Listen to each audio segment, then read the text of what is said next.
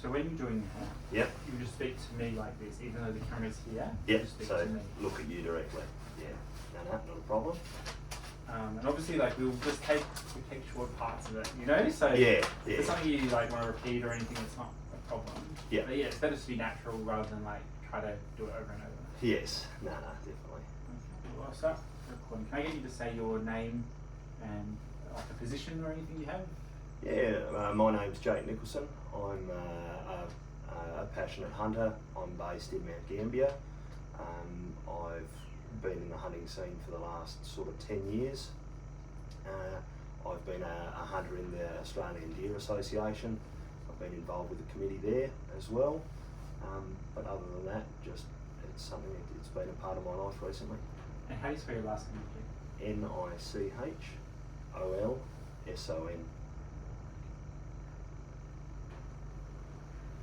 So can you just tell me what happened in this video? Yeah, so I put a video out just searching for material with people that had experiences out in the field with the helicopter program and whatnot. And I had a couple of hunters, local hunters, approach me with a video that was a little bit worrying, and I thought it's probably something we needed to get out in the public eye. They were hunting on private property where they had permission to be, and they had the helicopter operating on that property where it didn't have permission to be. It put them in a position where they were worried for their lives, and yeah, followed it up afterwards, and aren't really happy with the situation. Yeah, so what would it have been like for them, in that situation? I think it would have been terrifying to have, a helicopter within close range, using either centerfire rifles or shotguns above you or nearly above you, would have you shaking. You can tell in the footage that I've shared on my YouTube channel and as well on my Facebook and Instagram feeds that he's the hunter that videoed it is highly distressed. He does use some reasonably foul language, which I think it just shows how angry he is at the situation as well. But I didn't want to take from that and edit it out. He would have been. He said to me he was worried for his life at the start. Yeah. Yeah. Do you think that's reasonable that could have happened? That he could have been killed or badly injured by it? Look, I would hope not. I would hope that the people, in that operation have obviously got the skills and the know-how to not take shots if they can't identify a target. That shouldn't happen. But look, stranger things have happened. There's been, there's incidents that happen all over the world, and it's human error. So I'd like to just see it safe from that opportunity to not be there for something to go wrong like that. How dangerous do you think this is overall? This kind of situation, how dangerous is it? Well, look, I think it's dangerous, and that's the whole point of getting this video out there, is we want the helicopter deer culling program ceased for the minute and reviewed, just to make sure that this can't happen again. We, as hunters, realise that it's a hugely effective tool to control deer numbers, but it needs to be safe, and we need to just make sure this style of incident doesn't happen again. And how the hunters were treated afterwards, they feel as if that isn't the case. But do you think this is a common situation though, or is this very rare, this sort of thing might happen? It's been very interesting that once I've put this footage forward, I've had other people contact me and say they've had similar sort of experiences that may not necessarily have obtained video footage on the day, but have had other incidents where they've been a little bit worried about what's happening. Yeah. And how do you think the department's handled it? It hasn't been something I've had to deal with personally, so I'm only dealing with other people's opinions. But from the hunters I've been dealing with, it's unsatisfactory.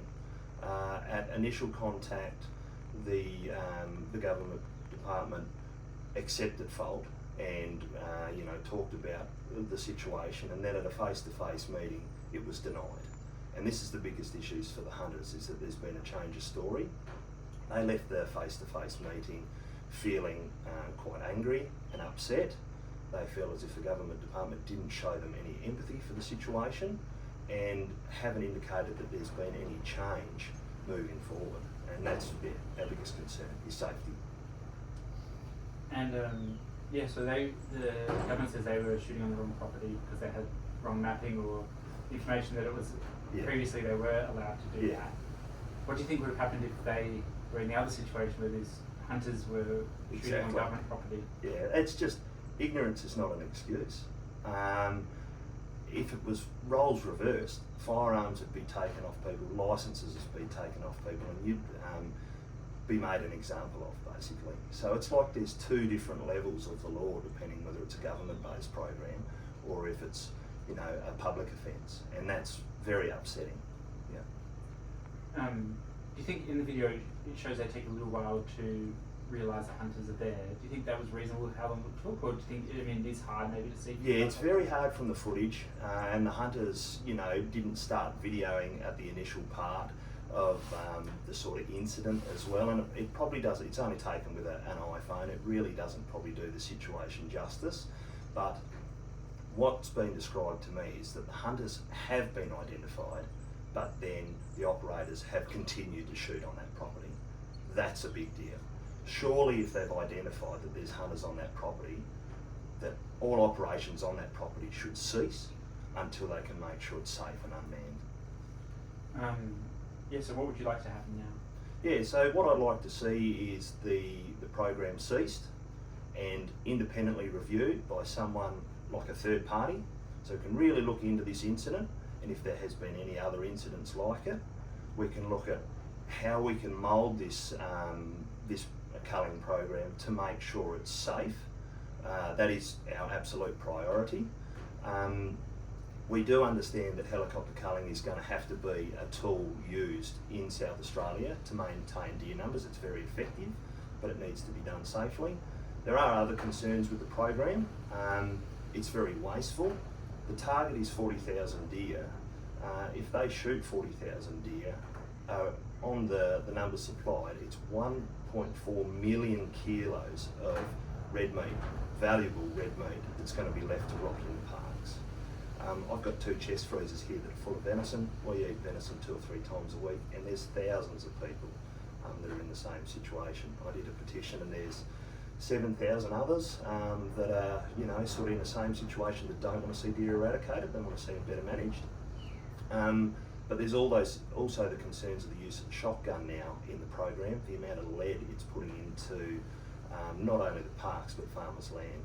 If this 40,000 target is hit, we're looking at excess of 5,000 tonnes of lead being sprayed into the environment, and we're unsure of the ramifications of that. The lead soakage into the soil, plus meat-eating birds that might be in the areas, could possibly be poisoned. Yeah, there's concerns that we'd like to see reviewed. Is there anything else to mention that I haven't asked about? Look, I think you've covered most of it. One thing I want to put out there is, you know, hunters sometimes we're pictured as cold blood killers. That's not the case. A lot of us are conservationists at heart.